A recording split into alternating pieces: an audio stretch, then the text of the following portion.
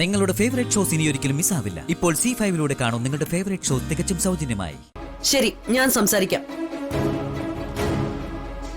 പാർവതി ഒരു കാരണവുമില്ലാതെ പ്രതികരിക്കില്ല. നീ എന്തിനാ ജാസ്മിനെ വഴക്ക് പറഞ്ഞത്? അത് പിന്നെ ആണ്ടുപൂജ നടത്തുന്ന ഒരുക്കങ്ങൾക്കിടയില് ജാസ്മിൻ ചെരുപ്പിട്ടുകൊണ്ട് വന്നമ്മേ.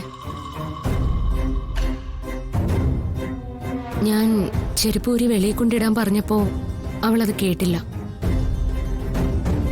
അതുകൊണ്ടാ എനിക്ക് സ്വല്പം ഒച്ചയെടുക്കേണ്ടി വന്നത്. പാർവതി പറഞ്ഞതിൽ എന്താ തെറ്റ് ജാസ്മിൻ? നീ എന്തിനാ പൂജ നടക്കുന്നിടത്തേക്ക് ചെരുപ്പിട്ടുകൊണ്ട് വന്നത്?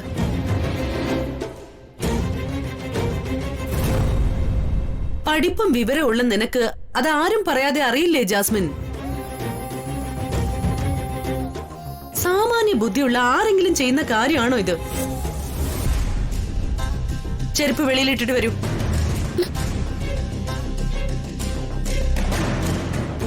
കൊണ്ടിടാൻ.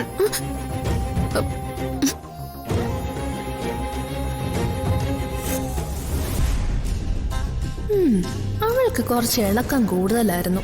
വയറ് നിറച്ച് കിട്ടിയപ്പോ സമാധാനമായല്ലോ. ഇന്നിവിടെ എന്ത് പൂജ നടക്കുന്നേ? എന്നോട് ആരും ഒന്നും പറഞ്ഞില്ലല്ലോ. പല്ലവിയോട് ആരും പറഞ്ഞില്ലേ ഇന്ന് നടക്കാൻ പോകുന്ന പൂജയെ കുറിച്ച്? പാർവതി, നീ എന്താ നിന്റെ അനിയത്തിയോട് പൂജയെ പറ്റി പറയാതിരുന്നത്? അറിഞ്ഞില്ലെങ്കിലേ നീ ഇപ്പൊ അറിഞ്ഞു. ഞാൻ പറയാം. നിന്റെ ചേച്ചി ഗായത്രി ദേവിയുടെ ആത്മാവിനെ പ്രത്യക്ഷപ്പെടുത്താൻ പോവുക. ആണോ? അതും 16 വർഷം മുമ്പ് മരിച്ചുപോയ ഗായത്രി ദേവിയെ. അത് നടന്നാലേ 8ാമത്തെ ലോകാത്ഭുതമാവും. അതുകൊണ്ട് ഗായത്രി ദേവി വന്ന നീ വേണേ ഒരു സെൽഫി എടുത്തു വെച്ചോ. പ്രതാപ, പരിഹാസം വേണ്ട. ആര് പാർവതിയെ പരിഹസിച്ചാലും എനിക്ക് പാർവതിയെ ഇപ്പൊ വിശ്വാസമാ.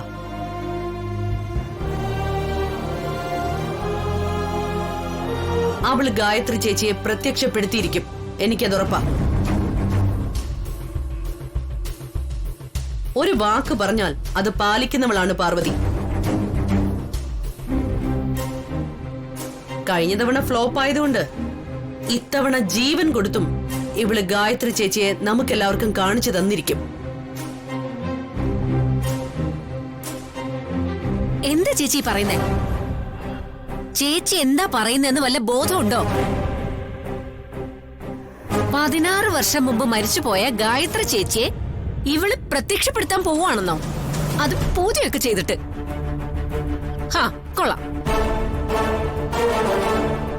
ഇതൊക്കെ തലയ്ക്ക് വെളിവുള്ളവർ ചെയ്യുന്ന കാര്യം വല്ലതും ആണോ? ചുമ്മാ ഭ്രാന്ത് പറയില്ലേ പ്രഭേച്ചി? ഇവളുടെ ഭ്രാന്ത് ചേച്ചിക്ക് പകർന്നോ? സുശീലേച്ചി, അങ്ങനെയൊന്നും പാർവതിയെ കുറിച്ച് പറയല്ലേ. അവളുടെ പൂജയും ദിവ്യദൃഷ്ടിയും പരിഹസിച്ച അവൾ അവളുടെ തൃക്കണ്ണ് തുറന്ന് നമ്മളെയൊക്കെ ഭസ്മാക്കി കളയും.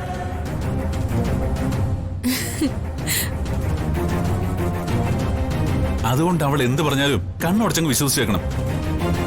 ചേച്ചിയെ പോലെ.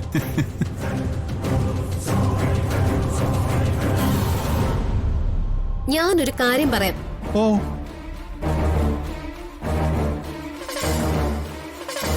നിങ്ങൾ വിശ്വസിച്ചാലും ഇല്ലെങ്കിലും ശരി, പാർവതി ഇത്തരം കാര്യങ്ങൾ തമാശയ്ക്ക് പറയില്ല.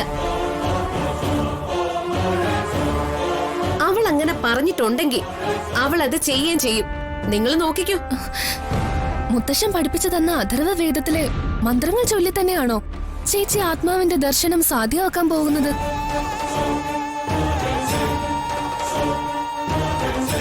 അത് വളരെ അപകടം പിടിച്ചതാ ചേച്ചി. ചേച്ചി താന്ത്രിക വിദ്യകൾ കൈകാര്യം ചെയ്യുമ്പോ ചെറിയൊരു പിഴവ് മതി വൻ ദുരന്തം ഉണ്ടാകാൻ. ബുദ്ധി ഉറയ്ക്കാത്ത പ്രായത്തിൽ അമ്മ എന്നെ തനിച്ചാക്കി പോയെന്ന സങ്കടത്തിലും ദേഷ്യത്തിലും ഞാൻ അമ്മയെ ഒരുപാട് വെറുത്തിരുന്നു.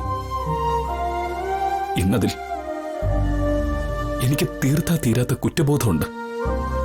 ഏത് അഗ്നിയിൽ ദഹിച്ചാലും ഏത് ഗംഗയിൽ മുങ്ങിയാലും ആ പാപ എന്നെ വിട്ടു പോവില്ല. നീ ഓർക്കുന്നുണ്ടോ ഒരിക്കൽ നീ എന്റെ അമ്മയെ പ്രത്യക്ഷപ്പെടുത്താൻ ഒരു പൂജ നടത്തിയത്?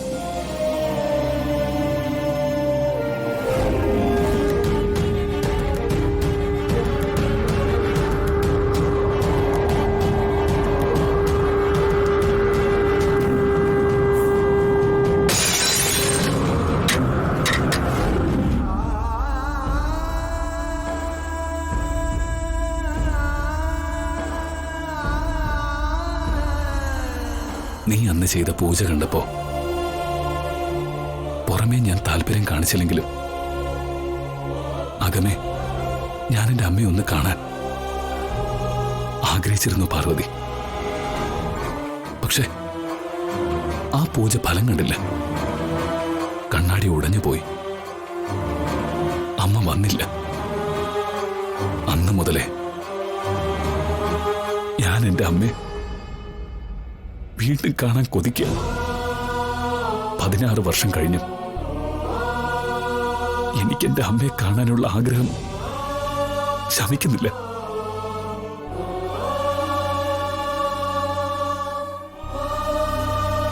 അതുകൊണ്ട് നീ എങ്ങനെയെങ്കിലും എനിക്ക് എന്റെ അമ്മയെ ഒന്ന് കാണിച്ചു തരണം. ഒരേ ഒരു നിമിഷം മാത്രം കണ്ടാ മതി. ആ പാദത്തിൽ തൊട്ട് മാപ്പ് പറഞ്ഞാലേ ഞാൻ ചെയ്ത പാപത്തിന് പരിഹാരമാവും. അയ്യോ വിശാൽ സാർ, സാറിന്റെ സങ്കടം എനിക്ക് മനസ്സിലാവും. ഈ മനസ്സിന്റെ നീറ്റൽ എനിക്ക് മാത്രമേ മനസ്സിലാവൂ. അമ്മയില്ലാതെ വളർന്ന വിശാൽ സാറിന്റെ ജീവിതം എനിക്ക് മനസ്സിലാവും. വിഷമിക്കാതിരിക്ക. ഈ ആണ്ട് പൂജയ്ക്ക് ഞാൻ ദൈവമേ വിശാൽ സാറിന് കാണിച്ചു തന്നിരിക്കും. ഇത് പാർവതിയുടെ വാക്കാണ്.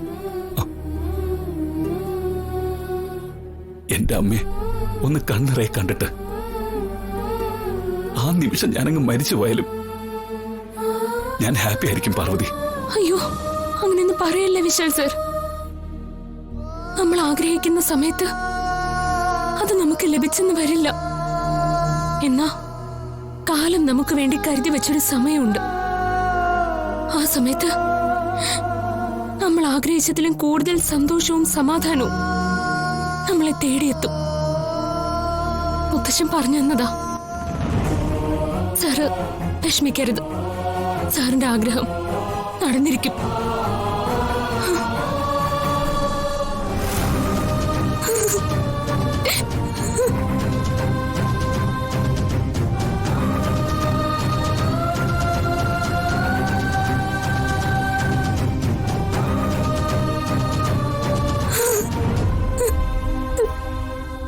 ഡൗൺലോഡ് ചെയ്യൂ C5 ആപ്പ്. കാണൂ എല്ലാ എപ്പിസോഡുകളും സൗജന്യമായി.